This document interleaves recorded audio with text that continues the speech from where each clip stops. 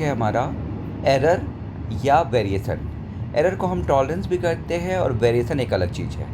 Error या tolerance वो है जिसमें हमें डायरेक्शन ऑफ एरर नहीं पता, मतलब हमने जो मेजरमेंट किया है उसमें गलती कैसी हुई है, बढ़ गई है वैल्यू या घट गई है, ये नहीं पता रहता है, इसलिए उसको प्लस माइनस से डिनोट करते हैं। आप देख सकते हो यहाँ पे। जबकि वेरिएशन में हमें पता रहता है डायरेक्शन ऑफ एरर कि बढ़ गया है या घट गया है। अगर एरर बढ़ ज़्यादा हो गया मेजरमेंट तो पॉजिटिव एरर कहा जाएगा, और कम हो गया तो नेगेटिव एरर कहा जाएगा।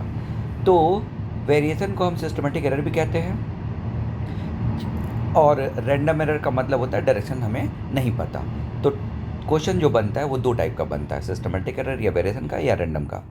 दोनों ही कंडीशन में हमारे कोर्स में ज़्यादातर 10% से एरर को पढ़ाया जाता है एनसीईआरटी लेवल पे, और यहाँ पे भी 10% से कम को, चाहे रैंडम हो चाहे सिस्टमेटिक, ज़्यादातर 10% से कम को पढ़ाया जाता है।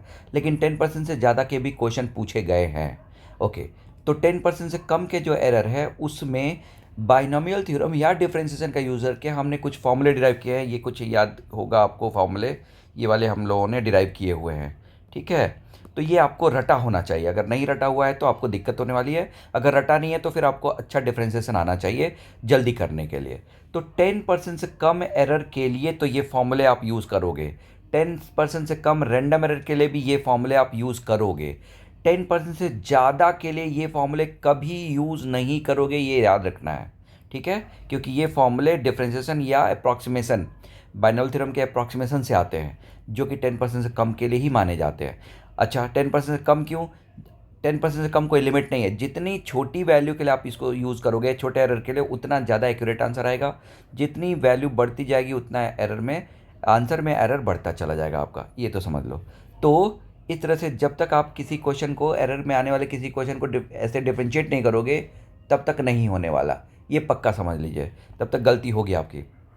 अब फेमस 4 टाइप के क्वेश्चन बनते हैं, एडिशन, सब्सट्रैक्शन, मल्टीप्लिकेशन, डिवीजन को मैंने पावर में कन्वर्ट कर दिया, और एक ये सबसे इंपॉर्टेंट क्वेश्चन है, वो ध्यान रखना।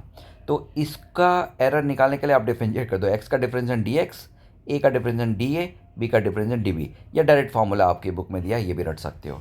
ऐसे ही ये ए माइनस बी का डिफरेंशिएशन करने पे ये आएगा, इसका डिफरेंशिएशन लॉग लेके करने पे ये आएगा, इसका डिफरेंशिएशन डायरेक्ट करने पे ये आएगा। ओके, अब सिस्टमेटिक अगर एरर आता है बच्चों, तो बीच में प्लस है तो प्लस रहता है, माइनस है तो माइनस रहता है, यानी actual value, that is maths का यूज़ करके। जबकि रैंडम एरर में हमें नहीं पता कि क्या होता है, कितनी माना हमारा एरर पॉजिटिव में हो गया कि नेगेटिव में, इसलिए वहाँ पे हम प्लस माइनस करके हमेशा मैक्सिमम वैल्यू देते हैं। प्लस माइनस करके क्या देते हैं? Maximum value. ये याद रखने वाली बात है, बहुत इंपॉर्टेंट ये पॉइंट है।